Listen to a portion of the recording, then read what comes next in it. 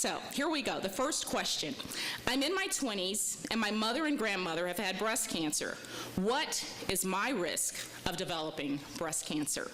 Dr. Helen Contreras is the co-director of UAB's Breast Health Center, and she's going to address that question for you guys tonight. The question again, I am in my 20s, my mother and grandmother have had breast cancer. What is my risk of developing cancer?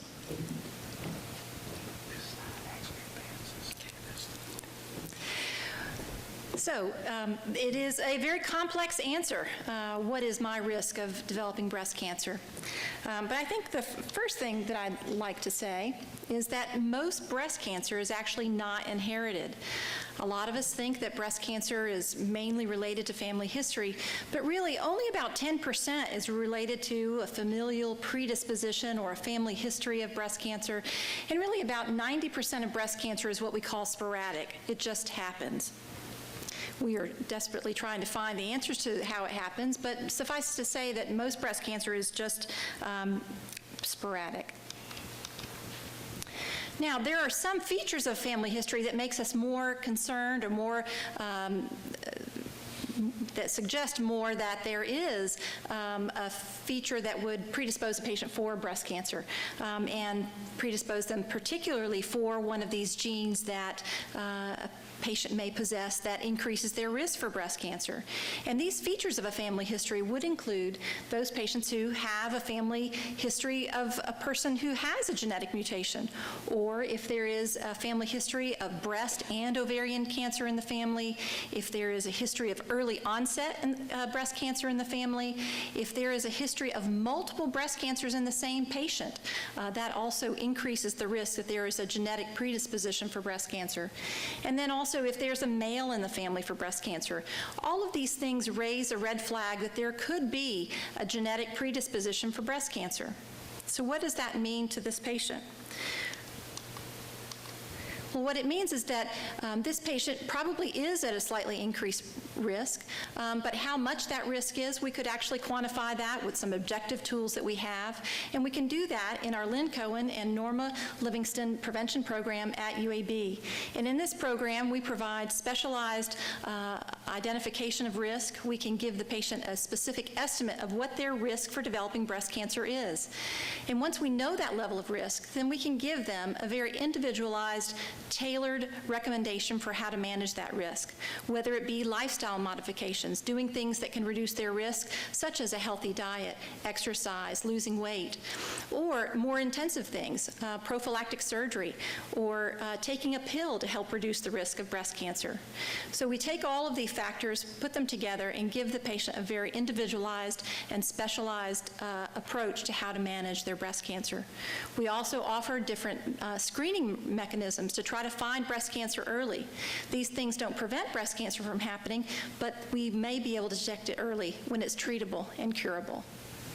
We also, of course, offer specialized prevention programs and programs of early detection in the research setting. And the prevention program is only one of the numerous things that we do offer in the Breast Health Center. The Breast Health Center starts from screening to try to detect breast cancer early at its most treatable stage.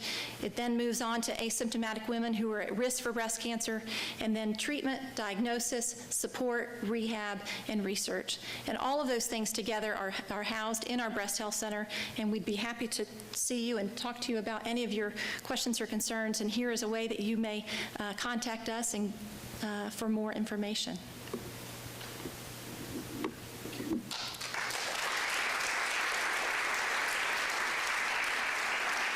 Thank you, Dr. Contreras. He's the co-director of UAB's Breast Health Center.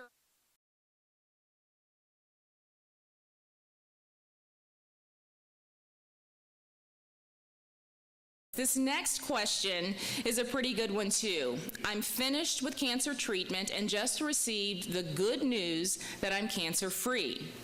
What should I expect in the next 5 years? Dr. Elizabeth Qualley, who is the medical director of UAB's Supportive Care and Survivorship Clinic, will answer that question, which again, it's posted here. I'm finished with cancer treatment, just received good news that I'm cancer-free. What should I expect in the next 5 years? Thank you. So I would say celebrate and take a deep breath. There are more than 12 million cancer survivors alive in the United States today, and that reflects the tremendous progress that has been made in the past 40 years in the fight against cancer. And what it also means is that we are growing to understand that this population of cancer survivors has unique health care needs. And at UAB, we have both clinical and research programs that are working to understand and help people deal with the after effects of cancer treatment. I don't have to tell any of the cancer survivors sitting in this room that cancer treatment is hard on a person. And as a clinician who has the privilege of working with cancer survivors, I often have people come in, months after cancer treatment and ask why they're still feeling so fatigued or so worn out.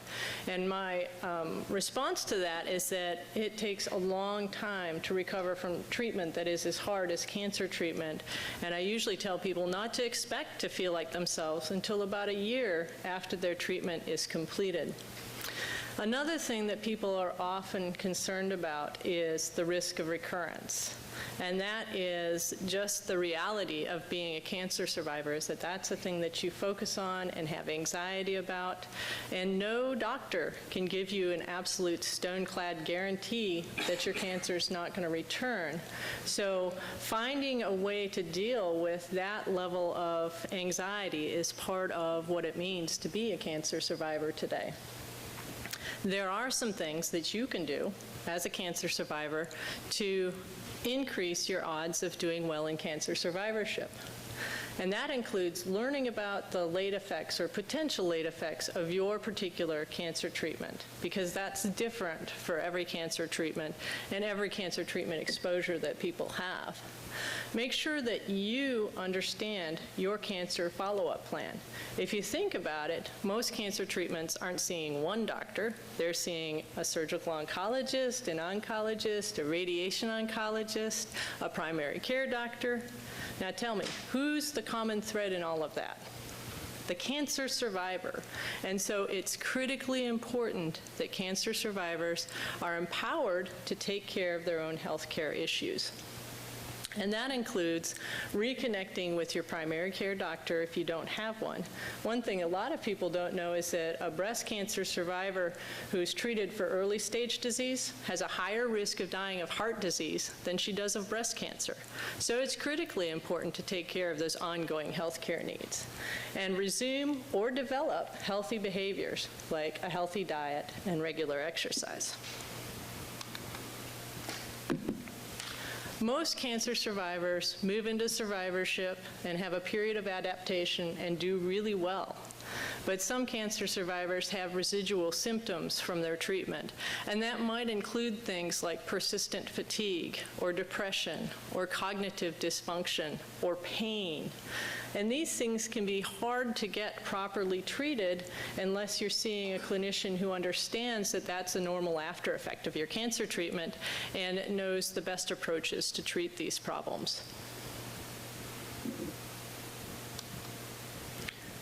Some of the resources that are available to cancer survivors in Alabama include a specific clinical or a special clinical program at UAB called the Supportive Care and Survivorship Program that is focused on helping cancer patients deal with the late effects of cancer treatment and move into their new normal with the highest quality possible, or highest possible quality of life.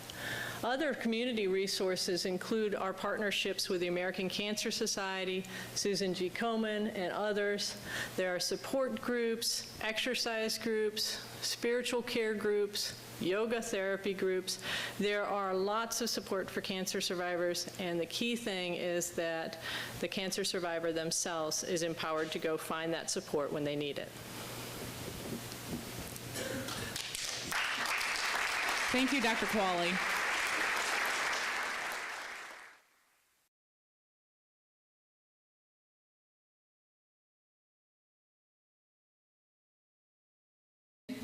As a 4-year survivor of stage 3 ovarian cancer, I understand the importance of good nutrition, but I've heard conflicting reports on what is good and bad for me. Could you advise me on what nutrition guidelines I should follow? Laura Newton is with us from the Department of Nutrition Science, and she's also now working with patients of supportive care and survivorship clinic. Laura will address this question number 3. Okay. So to answer that question, I turn to guidelines that have been published by the American Institute for Cancer Research, so specifically for cancer survivors, as well as the American Cancer Society. And I've listed some of the guidelines and recommendations here, not all, but some of them, the ones that particularly pertain to nutrition. And all organizations agree that achieving and maintaining a healthy weight is key in preventing cancer from returning. And the big question is how to do that. And I think some of the other guidelines and recommendations that they have can help us achieve that without having to meticulously count calories. And I always like to focus on what people can have and can have more of instead of what people should restrict or limit in their diet. So what I have in bold is what people need to get more of in their diet. So having more of a variety of vegetables and fruits. And most people have heard of 5 a day for better health in terms of servings of fruits and vegetables. And really that's the minimum that we should have. Really the goal is to get about 9 servings a day. And so think about how we can increase our intake and how we can help others increase their intake of fruits and vegetables.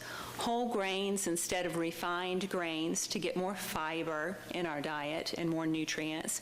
And legumes such as dried peas and beans. An excellent source of protein, excellent source of carbohydrate, and very low in fat. And then the things to limit are red meats and processed meats. So red meats, about 3 or 4 servings a week. And then avoiding sugary drinks. Basically give us empty calories and no nutritional value. And even though we're not in New York and we don't have a ban on the size of drinks, I think supersized drinks for anyone should be banned. So I actually think that's a very good law there. And limiting consumption of calorie-dense foods. So these foods that are processed, kind of convenience foods that have a lot of calories, a lot of added sugar, high in fat, very low in fiber, and low in nutritional value. So if we focus on those things that we can have more of, that lets us limit these things that are higher in calories and really not be hungry. So we can have lots of fruits and vegetables to bulk up and then really control the portions of those higher calorie things. Some other recommendations by those organizations are limiting our intake of salty foods and foods processed with salt. A lot of people think, they just say, I don't use a salt shaker, but that's not really the main contributor of sodium in our diet. It's more the processed food, the convenience foods that we're getting most of the sodium from. And so going back to a more basic kind of whole food, natural approach, as opposed to all these convenience and processed foods. Not relying on supplements to protect against cancer. There's a lot of components in food that help protect against cancer that aren't found in specific vitamins and minerals. So always put food first and think about that overall quality of your diet as opposed to just trying to get it from a pill.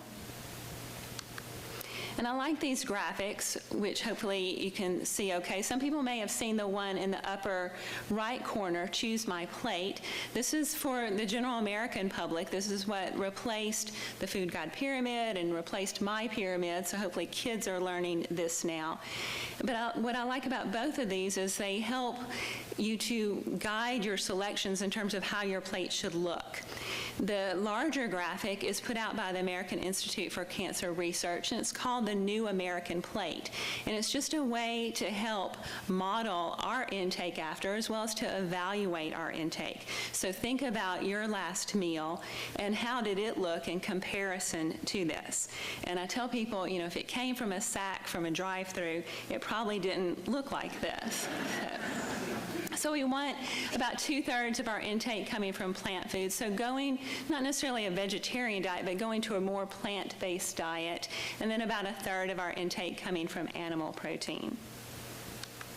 And then lastly, for more information for either people undergoing cancer treatment that have nutrition questions or have finished cancer treatment and want to change their diet to a healthier plan, you can contact a registered dietitian for an appointment, and I've listed the information here. This is through the Survivorship and Supportive Care Clinic. Thank you. Thank you, Laura. She gave us some real people speak, I think.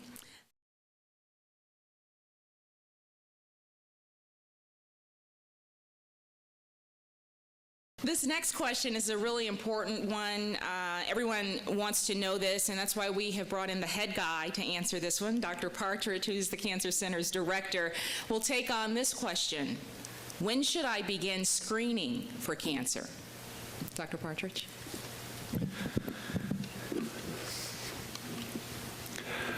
Well, it's really important for the public to understand that not only can screening lead to benefits, but it can potentially lead to harms. And it's the balance between the two that are important in our recommendations. So obviously the benefit is that in the screened population, you have a reduction in death rate compared to the unscreened population. So the screening should lead to decreased deaths from that particular cancer.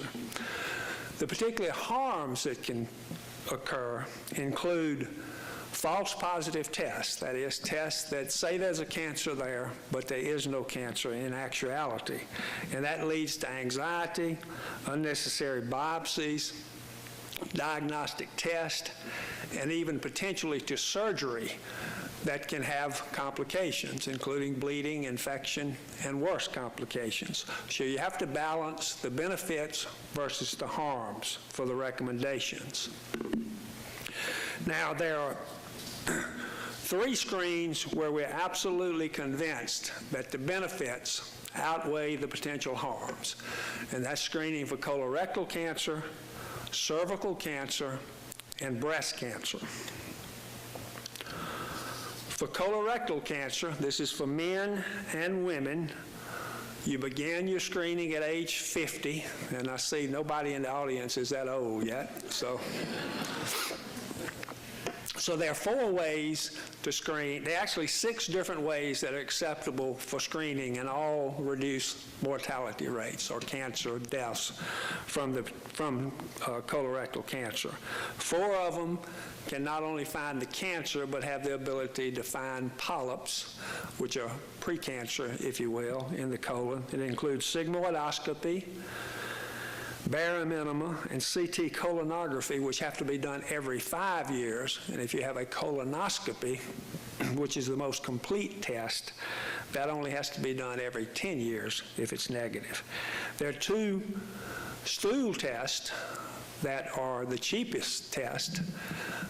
They also clearly reduce cancer death rates if done properly, and they have to be done yearly if they are selected. For cervical cancer, there have been some recent changes that really the changes are to decrease the number of false positives that we have when we're screening for this disease. And number 1, we no longer recommend that you start the screening in your teens or after you've become sexually active, but hold off on screening until the age of 21.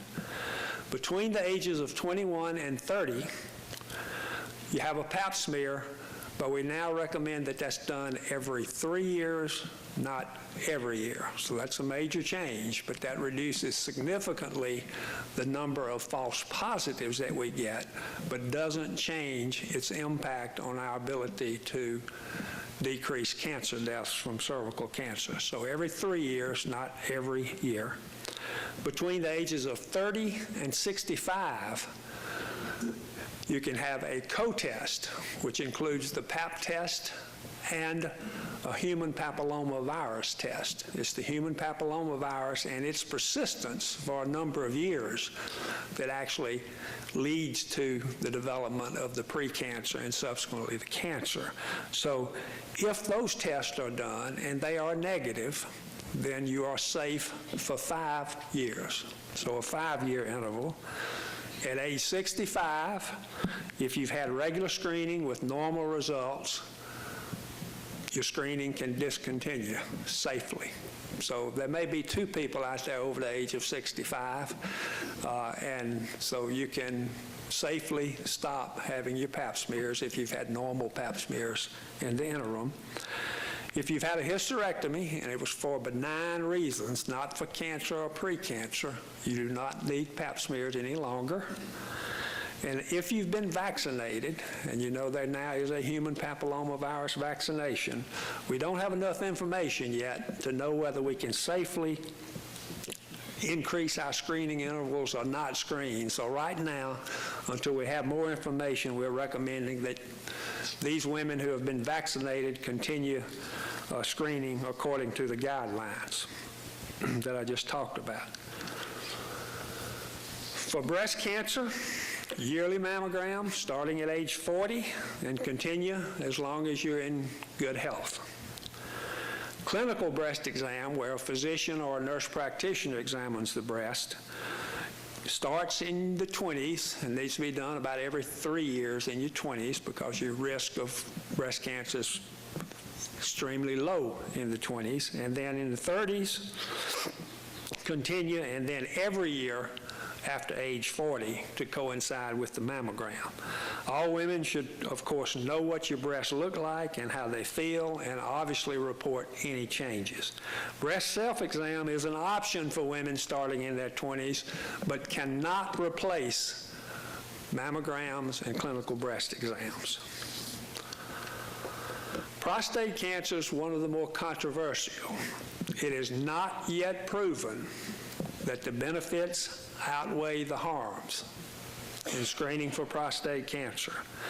So what we recommend at this point is at age 50, you discuss the pros and cons of the testing, benefits versus the harms, and make an individual decision along with your physician. If you're African American or have a father or brother with prostate cancer, then start having that discussion at age 45. Our institution participated in the research that showed that there was no obvious benefit, that is, decrease in death rates in men who were screened with the PSA. We need more support for research to better understand how we can screen for this common and sometimes deadly disease, because we don't have it quite figured out yet. There's no question, and this is for the women out there, that the harms outweigh the benefits for ovarian cancer screening using transvaginal ultrasound and CA-125. We again participated in a nationwide study that demonstrated that the harms clearly exceed the benefits for this for screening for this disease. So here's another one where we need your support to continue our research to find a way to screen effectively for this otherwise usually deadly disease. Thank you.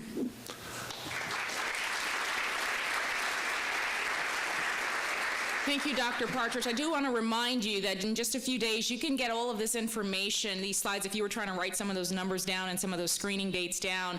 This information will be on the Cancer Center's website, this video itself, and on cbs42.com. Just in a couple of days, you can check back for the video footage.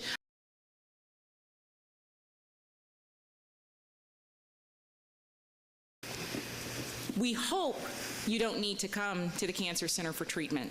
But in the event that you or a loved one does, this question you'll find very, very helpful. If I come to UAB for cancer treatment, what can I expect? Dr. Marty Hesson, who's the chief of the section of surgical oncology and the associate director, is up now to answer that question for clinical programs. Go ahead. Great, thank you, and appreciate you all coming tonight. Let me get back from Ed, the other way. So, when we began on this program and trying to answer this question, we always think about it from the patient's perspective and the family. And so we ask ourselves, what does the patient and the family want with a new diagnosis of cancer? And best as we can tell, you want someone to guide you through the process of getting treated correctly the first time. You want someone to analyze your outside information, because there's an enormous amount of stuff that people ask you to gather up and bring together while you're trying to come to terms with that diagnosis. And someone that recognizes what tests, labs, and consults are needed, and then arrange them in a way that makes sense prior to being seen by this group of doctors. We want you to be seen by all